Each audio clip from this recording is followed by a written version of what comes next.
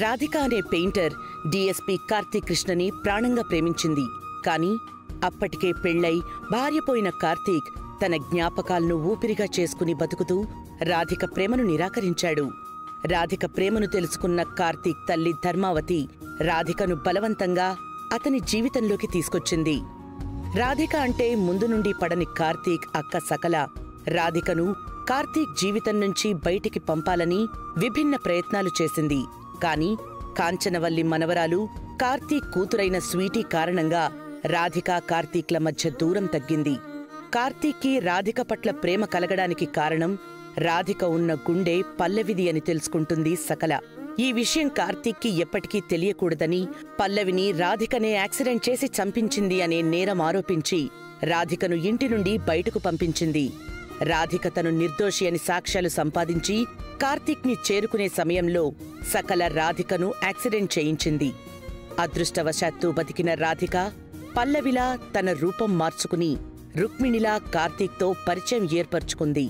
సొంత కూతురని తెలియకపోయినా స్వీటీ పట్ల అభిమానం పెంచుకున్న కార్తీక్ స్వీటీని దత్తత తీసుకోవాలనుకుంటాడు. ఆ క్రమంలో తనకు ఒక కూతురు ఉందని, తన అత్తగారైన కాంచనవల్లి దగ్గర పెరుగుతోంది అని తెలుసుకున్నాడు కార్తీక్. స్వీటీనే తన కన్న కూతురని తెలియని కార్తీక్ కాంచనవల్లిపై కోర్టులో కేసు వేశాడు. కాంచనవల్లి కార్తీక్ తన భార్య తిరిగి వస్తేనే పాపను అప్పగిస్తానని కండిషన్ పెట్టింది. ఆ విషయం తెలుసుకున్న రుక్మిణి రూపంలో ఉన్న రాధిక తను కార్తీక్ మొదటి భార్యగా కోర్టులో అడుగుపెట్టి వాళ్ల పాపని అప్పగించమని కోరింది. కాంచనవల్లి తను నా కూతురు పల్లవి కాదని నిరూపిస్తాను, నాకు అవకాశం ఇమ్మని కోరింది. కాంచనవల్లి రుక్మిణిని పల్లవి కాదు రాధిక అని తెలుసుకుంటుందా? స్వీటీనే తన కన్న కూతురని కార్తీక్కి నిజం తెలుస్తుందా?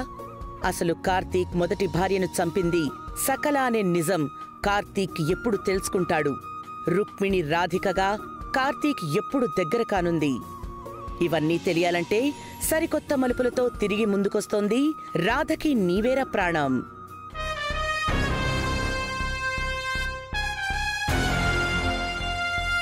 ఇదేంటి ఇల్లంతా ఇంద్రభవనంలా రెడీ చేశారు? ఈరోజు ఏమైనా పండగ ఏంటి?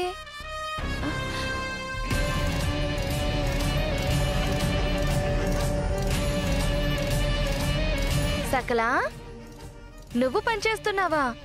అవునత్తయ్యా, నువ్వు కూడా కాస్త హెల్ప్ చేయొచ్చు కదా. అదిగో ఆ బెలూన్స్ వీటి అందుకో. అందుకుంటానులే, కానీ ఇక్కడున్న పుల్ల తీసి అక్కడ పెట్టమంటేనే ఇల్లు పీకి పందిరేసేంత పని చేస్తావు. అలాంటిది నువ్వొక్కదానివే ఇల్లు డెకరేట్ చేసావా? అత్త, ఒకటి కావాలంటే ఇంకొకటి వదులుకోవాలి కదా.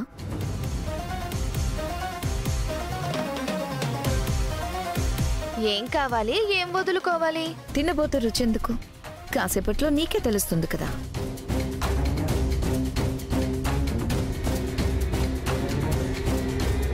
సకల ఆంటీ, హాయ్ సకల ఆంటీ. హాయ్ స్వీటీ బంగారం, I wish you very very very happy birthday to you. Thank you aunty. ఇదంతా నువ్వే డెకరేట్ చేసావా? అవును, నీ బర్త్డే అంటే ఆల్మోస్ట్ పండుగ. సింపుల్ గా చేస్తే ఏం బాగుంటుంది, అందుకే ఉదయాన్నే లేచి రెడీ చేశాను. Thank you aunty. నేనంటే నీకు ఇష్టమని నాకు తెలియదు. నాకు కూడా.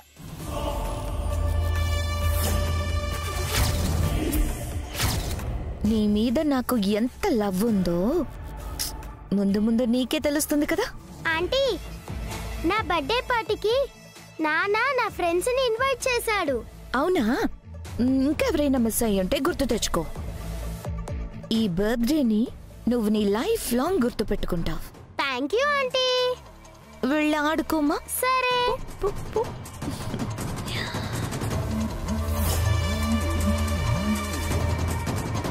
అత్తా, అత్తా,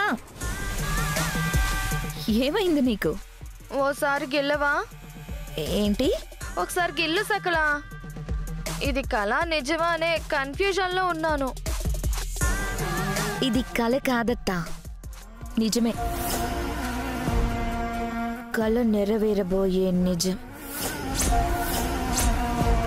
నీలో ఇంత చేంజ్ ఓవర్ ఏంటి సకలా? స్వీటీ పక్కన నిలబడితేనే కంపరంగా ఫీల్ అవుతావు, స్నానం చేయించమంటే చిరాకు పడతావు. అలాంటిది నువ్వు ఆ స్వీటీ బర్త్డేకి ఇదంతా అరేంజ్ చేయడం ఏంటి? కారణం ఉందత్తా. ఆ కాంచనవల్లి ఫోన్ చేసింది.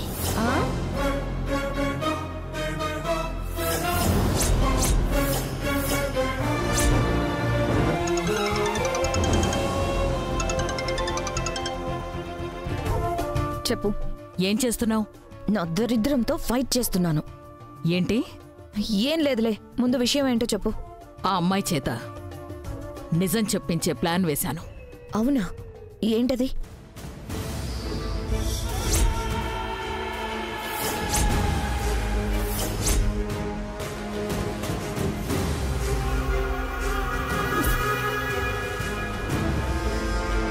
అర్థమైంది కదా, ఇది ప్లాను.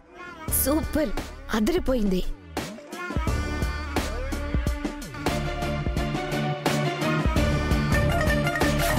ఓ అదా విషయం. అందుకే నా స్వీటీ కోసం ఇంత అరేంజ్మెంట్ చేసావు. లేకపోతే నాకేమైనా దొరదా దాని బర్త్డేని సెలబ్రేట్ చేయడానికి? చాలా కేర్ఫుల్గా ఉండాలత్తా. ఈ ప్లాన్ ఎట్టి పరిస్థితుల్లోనూ ఫెయిల్ అవ్వకూడదు. చూస్తావుగా నా టాలెంట్.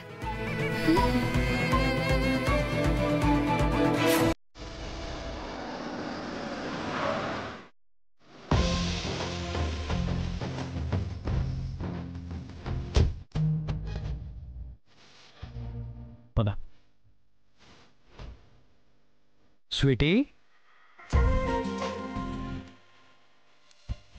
Bad police. ఎలా ఉన్నావమ్మా? బాగున్నా. ఈ డ్రెస్ లో నేను ఎలా ఉన్నానో చెప్పండి. నువ్వు ఈ డ్రెస్ లో ఏంజల్లా ఉన్నావు. నీకు నాదిస్తే తగిలేలా ఉంది. స్వీటీ, నీకు నన్ను చూడాలనిపించలేదా? అనిపించింది, కానీ ఆ సకల అంటే పిచ్చి పిచ్చి కథలు చెప్పి మరిపించేసింది. ఈ డెకరేషన్ అంట సకలాంటినే చేసింది. అవునా? నమ్మసక్యంగా లేదే. అంటే ఏంటి? నేను చేయలేనా? చెయ్యలేవని కాదు, చెయ్యవు అని.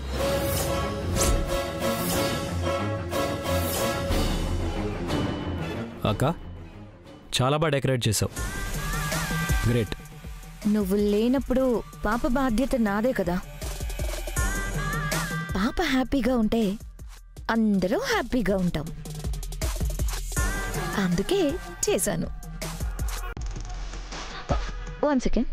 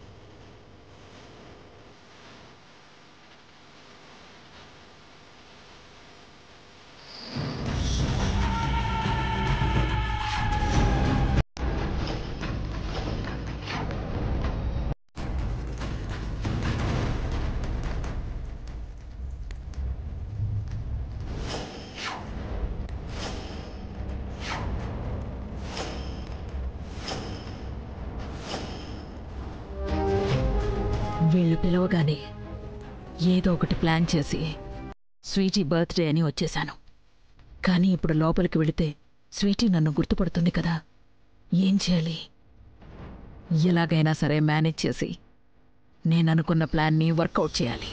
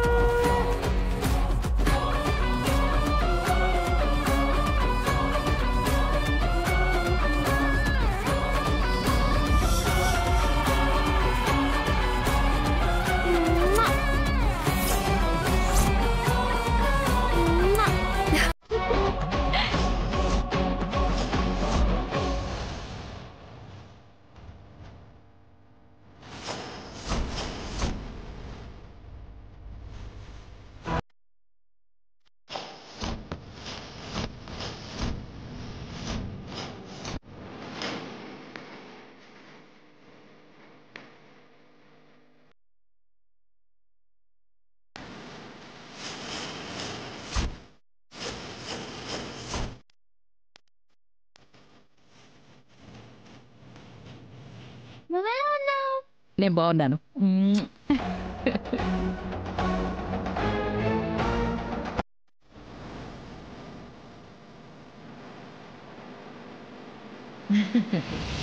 ఇదిగో నీకు గిఫ్ట్. వెళ్ళాడుకోమ్మా, వెళ్ళి.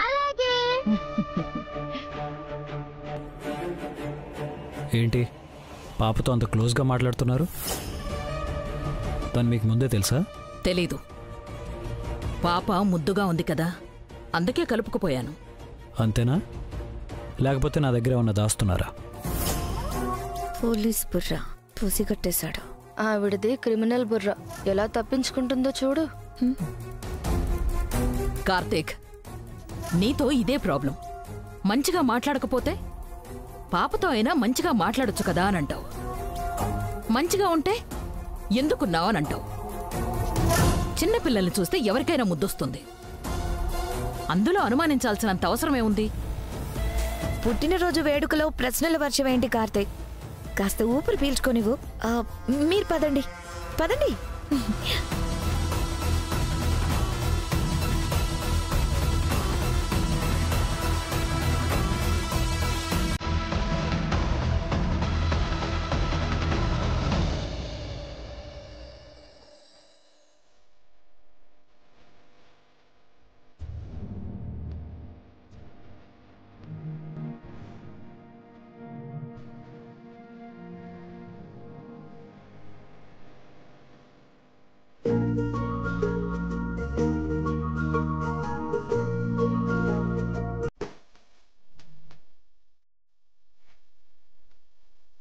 ఏంటండి ఏదో వెతుకుతున్నారు? అవును, ఇక్కడ ఒక బాక్స్ ఉండాలి, కనిపించట్లేదు. కనిపించట్లేదా? అయితే మాయి బకీర్ వచ్చి మంత్రం వేసుంటాడా? సారీ, మీరేం వెతుకుతున్నారో చెప్తే నేను కూడా హెల్ప్ చేస్తాను కదా. సర్ప్రైజ్ స్వీటీ కోసం. సర్ప్రైజ్ స్వీటీకే కదా, మరి నాకు చెప్పడానికి ఏంటి? చెప్పొచ్చు, కానీ డైరెక్ట్గా చెప్పేస్తే ఉంది. నువ్వే వెతికి పట్టుకో. వెతుకు. వెతకాలంటే అదేంటో తెలియాలి కదా. దొరికితే తెలుస్తుంది కదా. అయ్యో రామా, మీతో ఆర్గ్యూ చేయడం కన్నా వెతకడమే బెటర్.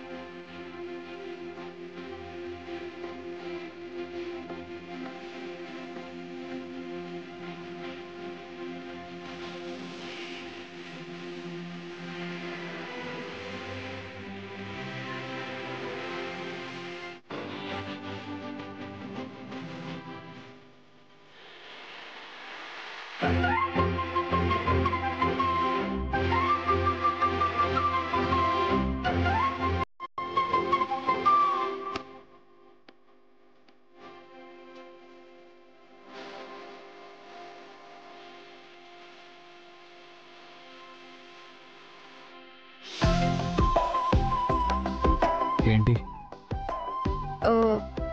అది నేను మీ నా మీ చెంప. నా చెంప ఏమన్నా అంటుకుందా?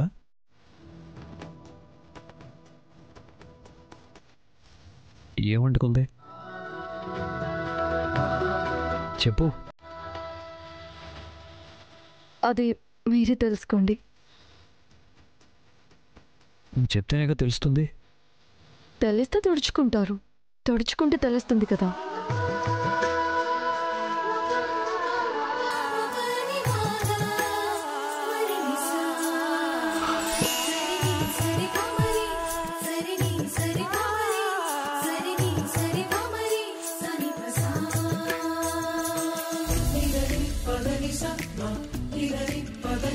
ఇక బాక్స్ వెతుకుదామా? వెతుకుదాం.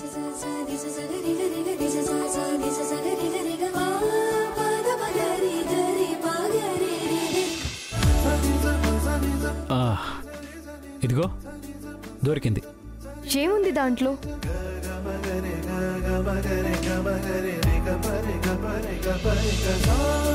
గాజులు. ఈ గాజులు స్వీటీ కోసం. అదేంటి మీ కూతురి కోసం కదా? స్వీటీ కూడా నా కూతురే కదా. నా కూతురు బతుకుందని తెలియకముందు స్వీటీ నా కూతురు అయింది. కన్న కూతురు కంటే ఎక్కువైంది. రేపు నా కన్న కూతురే నా దగ్గరికి వచ్చిన స్వీటీయే నా పెద్ద కూతురు. పద వెళదాం.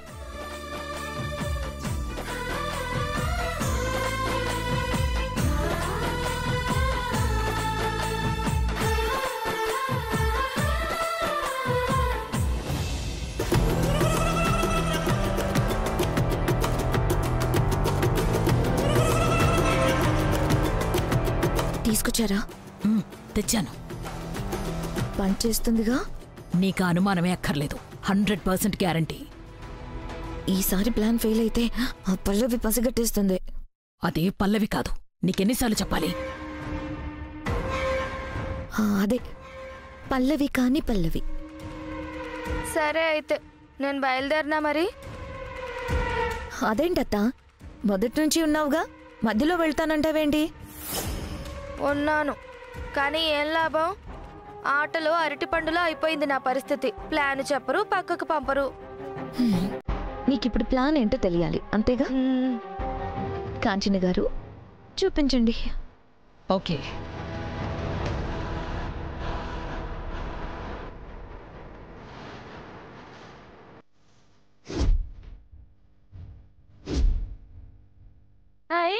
తేనె బాటలు ఇవ్వండి.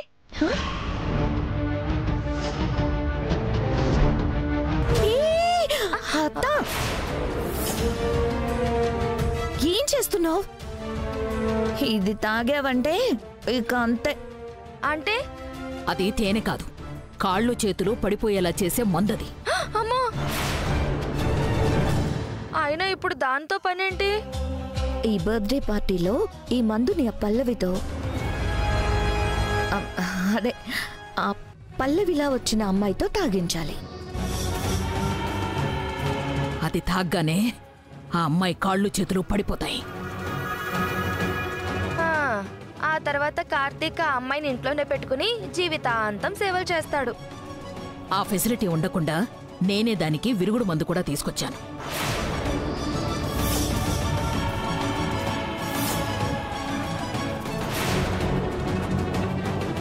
ఇదిగో అదే ఇది.